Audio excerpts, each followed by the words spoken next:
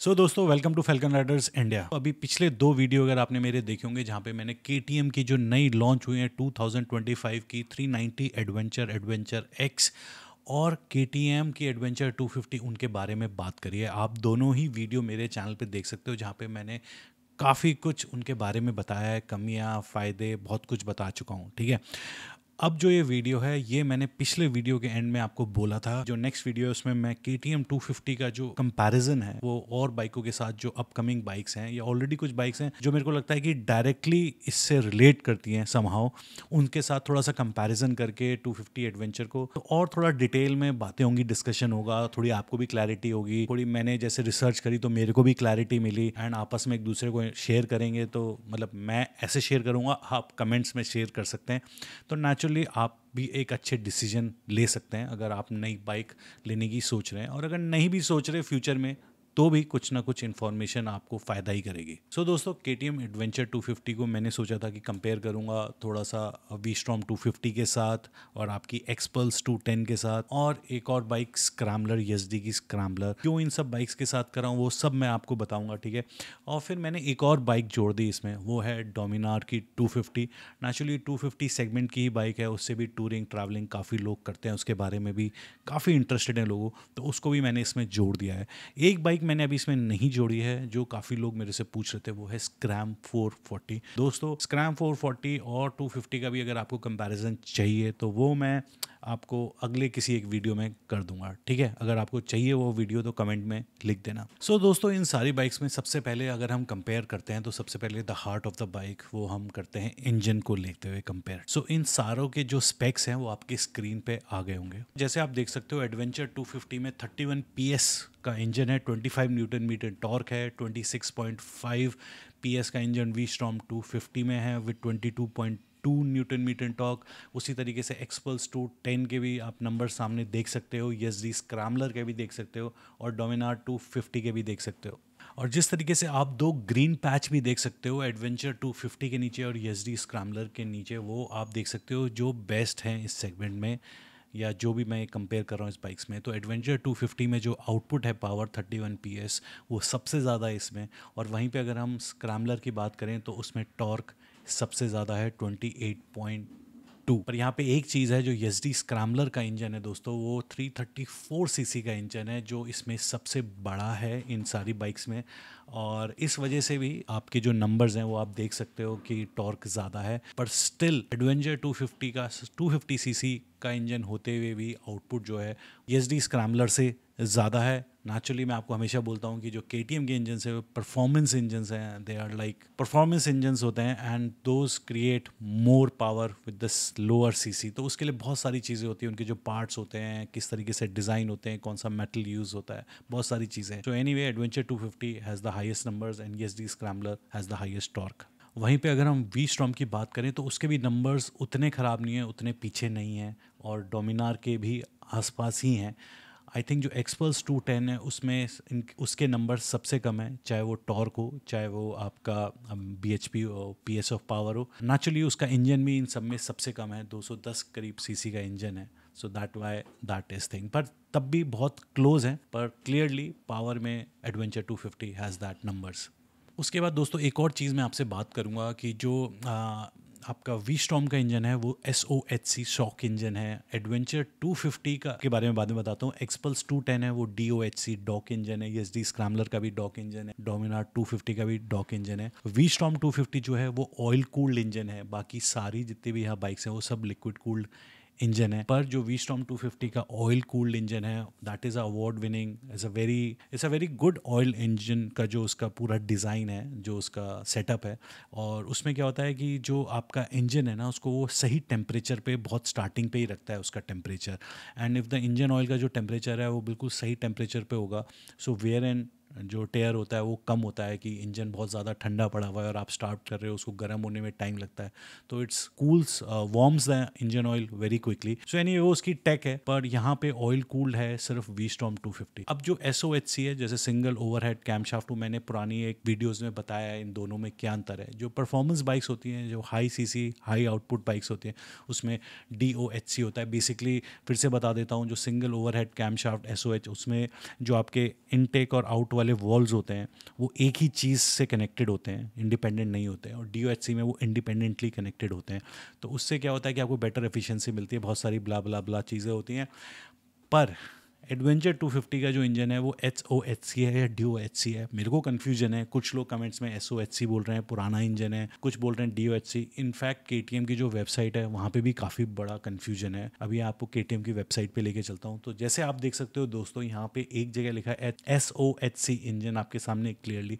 वहीं पर अगर हम डिटेल स्पेक्स में जाते हैं तो वहाँ पर देखो आप DOHC इंजन लिखा हुआ है। अब कौन सा गलत टाइपो है, एरर है, वो पता नहीं, ये वाला या वो वाला। और कहीं ना कहीं कुछ लोग बोल रहे थे कि ये पुराना इंजन है। अगर हम यहाँ पे जाएं तो देखो यहाँ पे ये बात कर रहे हैं न्यू LC जो इंजन है L1, एंड उसका जो नया सिलेंडर हेड है जो डिज़ाइन है यहाँ पे वो सब भी लिखा हुआ है। तो कहीं ना कहीं थोड़ा सा कन्फ्यूजन है इसको लेके। पर एनीवे, ये हो गया इंजन की बात। उसके बाद दोस्तों हम बात कर लेते हैं सैडल हाइट की, मतलब कि आप कितने ऊपर बैठते हो। V-Strom 250 का मेरे को पता है 835 mm है इसमें, एंड आई थिंक वो सबसे ज़्यादा है। और जो 5 मेरे को लगता है कि 5'8" से जो भी नीचे है, मेरे को ऐसा लगता है 5 फीट 8 इंच से, वो थोड़ा सा उसको एक बार देखना पड़ेगा कि पूरे पैर तो लगेंगे नहीं, पर कितना लगेगा वो आपको थोड़ा सा देखना पड़ेगा।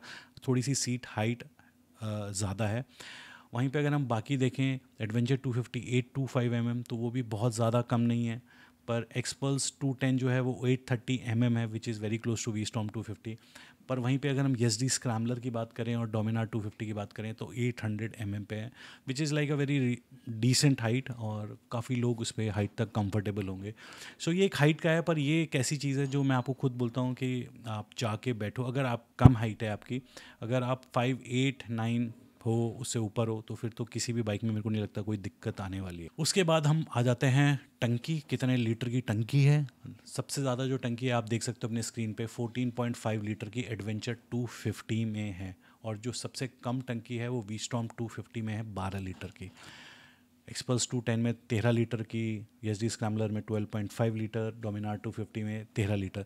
पर मेरे को ऐसा लगता है एक्सपल्स 210 का भी मेरे को पता नहीं है जब ये आएगी, पर जिस तरीके से इसके 210 सीसी में and the new engine powerful in a way कि आउटपुट ज़्यादा निकाल रहा है, कितना एवरेज देगा। एवरेज मैं बात कर रहा हूँ, अगर आप 80-90-100 पे चलोगे पूरे दिन, तो मेरे को ऐसा लगता है कि जो V-Strom 250 है उसका एवरेज आई थिंक इनमें से सबसे बेटर होने वाला है। बट हाँ, इस वजह से कम भी है तो कहीं ना कहीं एवरेज आउट हो जाता है। पर एडवेंचर 250 की टंकी 14.5 लीटर की है। बट हाँ, सबकी मेरे को ऐसा लगता है कि ओवरऑल जो रेंज होगी ना एक टंकी में कितना, वो मेरे को लगता है कहीं ना कहीं सबके आसपास ही होगी, बहुत ज़्यादा ज़मीन आसमान का अंतर नहीं होगा। पर हाँ, SD स्क्रैम्बलर की सिर्फ 12.5 लीटर की टंकी है, 334 सीसी का इंजन है। अब वहाँ पे मेरे को लगता है कि कितना, थोड़ा सा मेरे को लगता है कि अगर 13.5-14 लीटर वहाँ पे होती तो थोड़ा सा बेटर होता। बट हाँ, ये एक चीज़ है। उसके बाद एक और इम्पॉर्टेंट चीज़ आ जाती है दोस्तों, वेट। बाइक कितनी भारी है, देखो एट द एंड आप उसको इधर उधर लेके जाओगे, उठानी है आपको। ये अगर गिर गई तो ठीक है, या फिर साथ में जो होंगे वो उठाएंगे, और उन्हें लग गई कि ये तो बहुत भारी बाइक है तो बोल देंगे भाई मेरे तो कमर में दर्द हो रहा है तू ही उठा ले। पर एनीवे, जो इसमें आप देख सकते हो जो सबसे हल्की बाइक है वो 167 kg की V-Strom 250 है दोस्तों, और जो सबसे भारी बाइक है वो SD की स्क्रैम्बलर है 192 kg। तो इन दोनों में तो बहुत अंतर है, मतलब काफ़ी किलो का अंतर है। पर वहीं पे अगर हम एडवेंचर 250 की बात करें तो 177 kg के, which is decent enough, very close to Xpulse 210, मतलब नॉट क्लोज टू डोमिनार 250 जो 180 kg की है, और एक्सपल्स 210 भी 170 किलो की है, which is also very good weight. So कहीं ना कहीं V-Strom 250 देखो सबसे हल्की तो है, और जो एडवेंचर 250 का भी वेट है वो बहुत ज़्यादा नहीं है, 177 kg I think, 250 CC, it's a decent weight. पर हाँ, 192 kg अगर आप जा रहे हो, नेचुरली 334 सीसी का इंजन है, बड़ा इंजन है, so it has to be higher. But टंकी भी छोटी है और वेट भी ज़्यादा है, तो थोड़ा सा कहीं ना कहीं मेरे को ऐसा लग रहा है। बट या उसके बाद दोस्तों टायर का सेटअप और सस्पेंशन के बारे में बात कर लेते हैं। एडवेंचर 250 जो है इसमें जो टायर का सेटअप है वो 19 inch front, 17 inch rear. V-Strom 250 में भी वही सेटअप है। एक्सपल्स 210 में 21-18 का सेटअप है, प्रॉपर ऑफ रोडिंग का सेटअप है, आगे 21 इंच का है, पीछे 18 इंच का है। SD स्क्रैम्बलर में भी 19 और 17 का ही सेटअप है, आगे 19 पीछे 17, और डोमिनार 250 में आगे पीछे 17 इंच का सेटअप है। अब सस्पेंशन ट्रैवल की बात करें तो देखो एडवेंचर 250 में काफ़ी है, 200 प्लस प्लस है। वी स्टॉर्म 250 में आई थिंक आगे पीछे 120 या 130 है। एक्सपल्स 210 में भी बहुत है। ESG स्क्रैम्बलर में भी आई थिंक आगे 150 है, पीछे 130 है। और डोमिनार 250 में भी आई थिंक 130 120 इसी के रेंज में है। तो सस्पेंशन ट्रैवल के हिसाब से अगर मैं बात करूँ तो नेचुरली एक्सपल्स 210 और adventure 250 are like the great bikes. ऊपर से जो आपका एडवेंचर 250 है इसमें अपसाइड डाउन फोक्स हैं। डोमिनार 250 में भी USD हैं, पर क्योंकि सस्पेंशन ट्रैवल भी बहुत है, USD भी है, तो कहीं ना कहीं मेरे को ऐसा लगता है कि जो सस्पेंशन है वो 250 के प्रॉमिसिंग लग रहे हैं काफ़ी। बाकी तो जब हाईवे पे चलाएंगे how is the feedback and everything वो बताया चलेगा। पर पेपर्स को देखते हुए और जो मेरे को थोड़ा बहुत मेरी नॉलेज है इन बाइक्स को लेते हुए, आई थिंक कि एडवेंचर 250 का जो सस्पेंशन है विल बी ग्रेट। बट हाँ, एक्सपल्स 210 का भी suspension looks very good and because वो ऑफ रोडिंग की कैपेबिलिटीज़ के हिसाब से बनाया है। And so it will also be a very good, but naturally जब चलाएंगे तब ज़्यादा इसमें कहीं ना कहीं जो वी स्टॉर्म 250 का है उसका सस्पेंशन थोड़ा हार्ड है, ट्रैवल भी कम करता है इस वजह से। पर जैसे मैं वीडियोस काफ़ी बना चुका हूँ, किसी भी बाइक में जैसे ट्रैवल कम है, जैसे डोमिनार में भी बहुत कम है, नेचुरली वो ऑफ रोडिंग के लिए नहीं बनी है। पर वी स्टॉर्म 250 जो है it can do a descent off roading with that setup, but naturally उसके कुछ प्लस हैं कुछ माइनस हैं। उसी तरीके से scrambler also is like the same thing, plus minus. पर हाँ, इसमें मेरे को ऐसा लगता है कि adventure 250 has a great setup. बाकी इस चीज़ों पे भी डिपेंड करता है कि आपको बाइक से करना क्या है, कहाँ लेके जाना है, किन रास्तों पे जाना है। अगर आपको सिर्फ हाईवेज़ पे जाना है ज़्यादातर और छोटे मोटे ट्रेल्स पे जाना है, डर्ट ट्रेल्स पे जाना है, ग्रेवल पे थोड़ा बहुत चलाना है, तो मेरे को लगता है कि सारी बाइक ही अच्छा परफॉर्म करेंगे। It's just when it goes very bad, the roads get very bad, तब एक्चुअल में सस्पेंशन कितने अच्छे हैं वो किक इन करता है, तब उसकी वैल्यू पता चलती है। पर वो आप कितनी बार जाओगे, कितनी जगह जाओगे, that's a different story. But या थोड़ा सा वही आपके यूज़ केस क्या है आपका, उस पर बहुत ज़्यादा फ़र्क पड़ता है। बाकी दोस्तों अब आ जाते हैं कुछ टेक्नोलॉजी के बारे में। तो इसमें जो टेक्नोलॉजी है उसमें तो एडवेंचर 250 जो है वो आपकी काफ़ी लोडेड है कंपेरेटिवली इन सब बाइक्स को लेते हुए। उसमें आपको क्विक शिफ्टर मिल जाएगा, स्लिपर क्लच मिल जाएगा, ऑफ रोडिंग ABS मिल जाएगा, राइड बाय वायर टेक्नोलॉजी मिल जाएगी। उसके बाद आपको अगर हम बाकी बाइक्स की बात करें तो वी स्टॉर्म 250 में आपको सिर्फ डुअल चैनल ABS मिलेगा, ठीक है। उसके बाद अगर हम एक्सपल्स 210 की बात करें तो उसमें आपको असिस्ट एंड स्लिपर क्लच भी मिलेगा, डुअल चैनल ABS मिलेगा। उसके बाद अगर हम एसडी की स्क्रैम्बलर करें उसमें आपको राइडिंग मोड्स हैं, डुअल चैनल ABS है। और वहीं पे अगर हम डोमिनार 250 की बात करें तो आपको डुअल चैनल ABS और असिस्ट एंड स्लिपर क्लच मिलेगा डोमिनार 250 में। टेक्नोलॉजी में तो नेचुरली एडवेंचर 250 इज़ लाइक इनमें ऑन द टॉप। बाकी दोस्तों अगर हम ग्राउंड क्लियरेंस की बात करें तो डोमिनार को छोड़ के सब में 200 mm से ज़्यादा का ही ग्राउंड क्लियरेंस है, और जो बहुत होता है कुछ भी निकाल दो नीचे से टाइप वाला ग्राउंड क्लियरेंस है। बस एक डोमिनार में ही ग्राउंड क्लियरेंस कम है which is like 157 mm। Naturally it's not made for that type of a bike and 17 inch का टायर का सेटअप है, तो ग्राउंड क्लियरेंस उसमें सबसे कम है। सो दोस्तों ये काफ़ी मोटा मैंने आपको काफ़ी स्पेक्स के बारे में कंपैरिजन करके बता दिया, किसमें क्या है किसमें क्या है किसमें क्या है, फलाना ढिमकाना सब मैंने आपको बता दिया है। तो थोड़ा सा अब आपको ये आइडिया हो गया होगा कि कौन सी बाइक क्या चीज़ आपको प्रोवाइड कर रही है। अब बात आ जाती है कि आपको एडवेंचर 250 में ऐसा क्या है, वी स्टॉर्म 250 में ऐसा क्या है, इन बाइक्स में ऐसा क्या है जो इनको यूनिक बनाती है, प्लस भी और माइनस भी।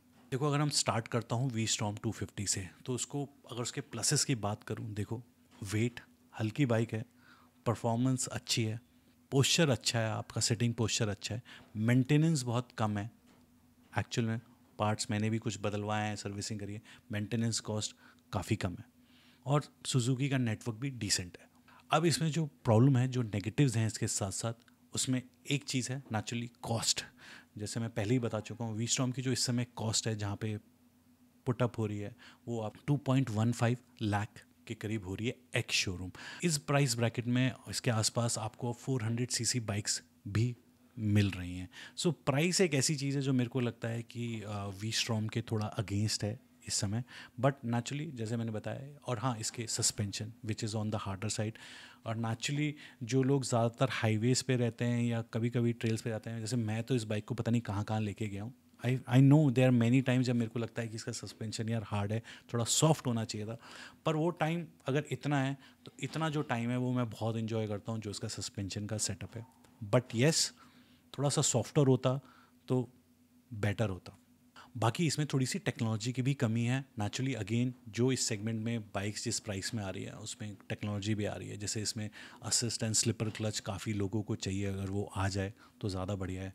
तो या थोड़ा सा टेक्नोलॉजी, थोड़ा प्राइसिंग, थोड़ा सस्पेंशन, ये उसके साथ थोड़े से नेगेटिव्स हैं। उसके बाद अगर हम एक्सपल्स 210 की बात करें दोस्तों, नई बाइक है, इंजन रीडिज़ाइंड है और आपको अब पावर भी ज़्यादा मिल रही है, देखने में पैकेज अच्छा है, लुक्स गुड, एसेसरीज़ भी हैं बहुत सारी, टूरिंग वाली एडवेंचर वाली पूरी फील आती है इस बाइक के साथ, हीरो का नेटवर्क भी ज़बरदस्त है, तो काफ़ी कुछ प्लस है इसमें।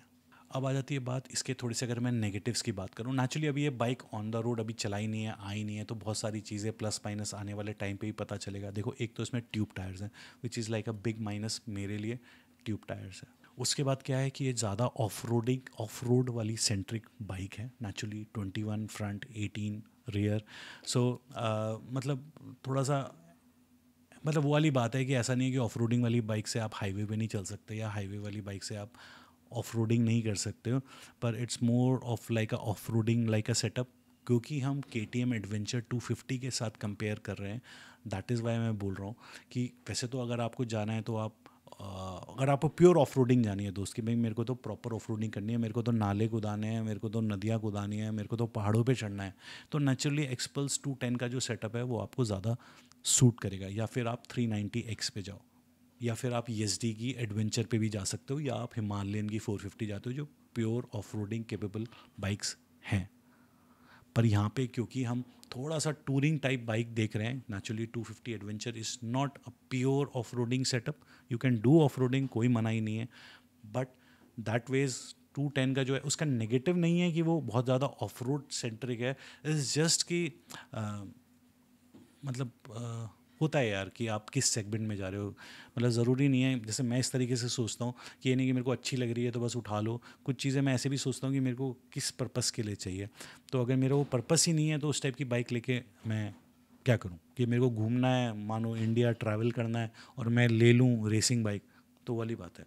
भले ही रेसिंग बाइक में कोई दिक्कत नहीं है, बात है कि मुझे क्या चाहिए टाइप। और अगर मैं पावर की भी बात करूं तो यहाँ पे एडवेंचर 250 और एक्सपल्स 210 में पावर की काफ़ी अंतर है, नेचुरली प्राइस में भी बहुत अंतर है।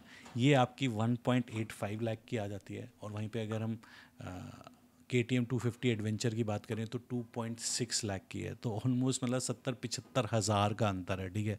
तो बहुत अंतर है, तो उस हिसाब से देखो तो पावर डिसेंट है।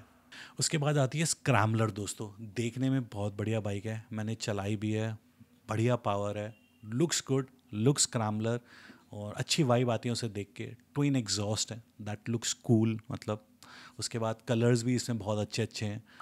टॉर्क इनमें सबसे ज़्यादा है, जैसे मैंने आपको पहले ही बताया, it's a torquey engine, naturally 334cc का इंजन है। उसके बाद प्राइसिंग इज़ अट्रैक्टिव यार, 2.1 lakhs ex showroom is like very attractive price. और सीट हाइट भी 800 mm है which is like very nice. मतलब 800 mm पे मेरे जैसे मतलब 5-10 वाले बंदे तो आराम से पैर नीचे रख के खड़े, मतलब आराम से हो सकता है, तो सीट हाइट भी सही है।